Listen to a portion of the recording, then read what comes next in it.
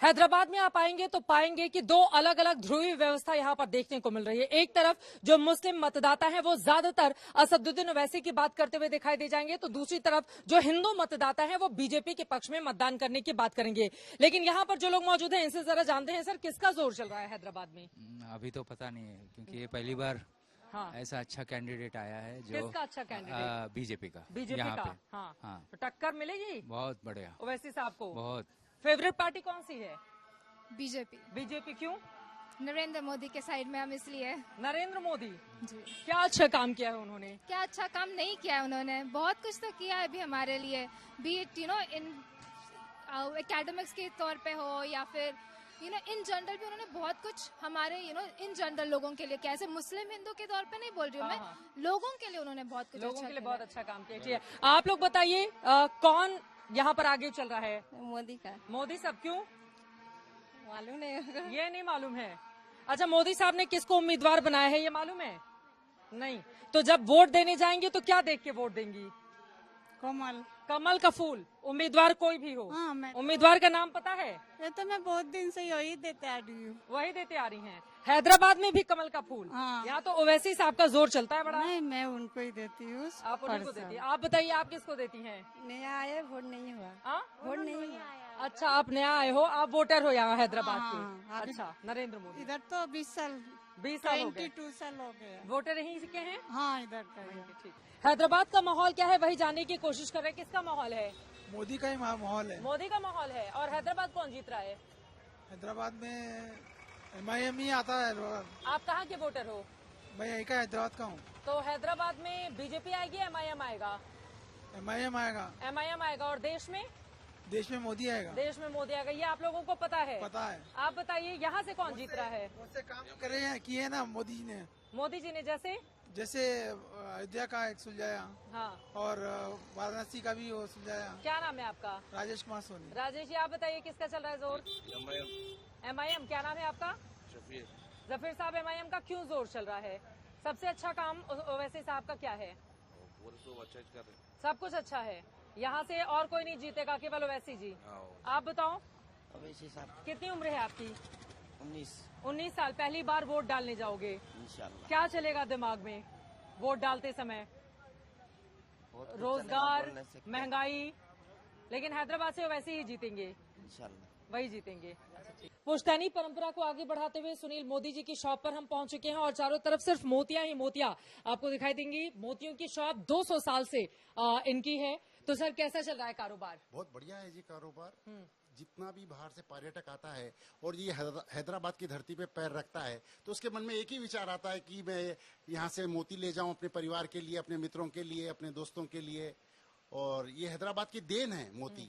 और आज से नहीं, काफी समय से है। जैसे कि आप एग्जाम्पल समझ, 400 साल से 400 साल हो से चुके हैं। निजाम के समय से। क्या है कहानी? मोतियां हैदराबाद में तो पैदा होती नहीं है। बिल्कुल कहाँ सही से कहा आती हैं आपने। फिर ये? मोती का हैदराबाद से कोई मोती यहाँ पे निकलता नहीं है, बनता नहीं है।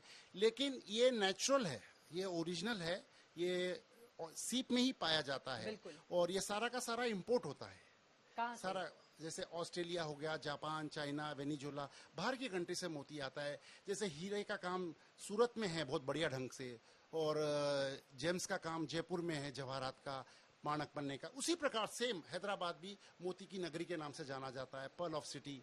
तो यहाँ पर मोती निकलते नहीं है, बाहर से आती हैं और यहाँ पर पॉलिशिंग करके फिर इस तरह से गूंथ कर ज्वेलरी तैयार करते हैं आप लोग। इसके पीछे की कहानी, पहली बार मोती कैसे हैदराबाद में आया था? हैदराबाद में जब हमारे निजाम थे, 7th निजाम, और जितनी भी ज्वेलरी बनती थी गोल्ड की, डायमंड की, उसमें एक खासियत थी कि मोती लटकाए जाते थे, मोती के हार बनते थे।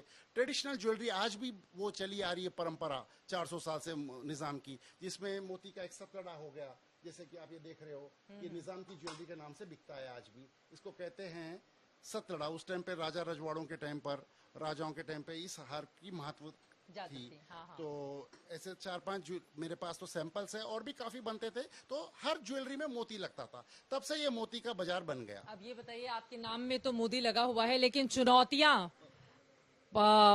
आप लोगों के सामने इस व्यापार को लेकर सबसे बड़ी क्या क्या है? ट्रस्ट की, विश्वास करना पड़ता है। कस्टमर को विश्वास जल्दी से हासिल नहीं होता कि हमने जो मोती दिया है वो नेचुरल है या नहीं है। लेकिन प्रभु की कृपा ऐसी रहती है कि हमने वैसा नाम किया है, हमको जैसे 200 साल हो गए हैं, हमने चीज़ अच्छी दी, उपलब्ध कराई है कस्टमर्स को, अच्छी चीज़ दी है और प्रभु की कृपा से आज हमारी गुडविल ऐसी है कि लोग ट्रस्ट पे आते हैं और खरीद के ले जाते हैं। पहचान क्या होती है असली और नकली मोतियों की? देखिए, इसकी ओरिजिनलिटी पॉजिटिव टेस्ट तो कुछ इसका है नहीं, लैब टेस्ट जरूर है, फिर भी हम थोड़ा एक कस्टमर की सेटिस्फेक्शन के लिए ये कहते हैं कि भाई थोड़ा इसको स्क्रैच करेंगे तो इसको कुछ होगा नहीं। इसकी चमड़ी जो है वो नेचुरल दी गई है, तो जैसी की वैसी रहेगी। और जो ये कलर हम देख रहे हैं ये तो नेचुरल मोती हो गया, और ये कलर कैसे आते हैं? देखिए जी, कुछ कलर तो ये नेचुरल आते हैं, ये नेचुरल कलर है, जैसे एग्जांपल ये वाले, और व्हाइट मोती ज्यादा नेचुरल होता है, जैसे ये रहा, ये काफी आप देखो, ये बहुत मात्रा में इसी प्रकार का मोती आता है और ये इसी को लोग पसंद करते हैं।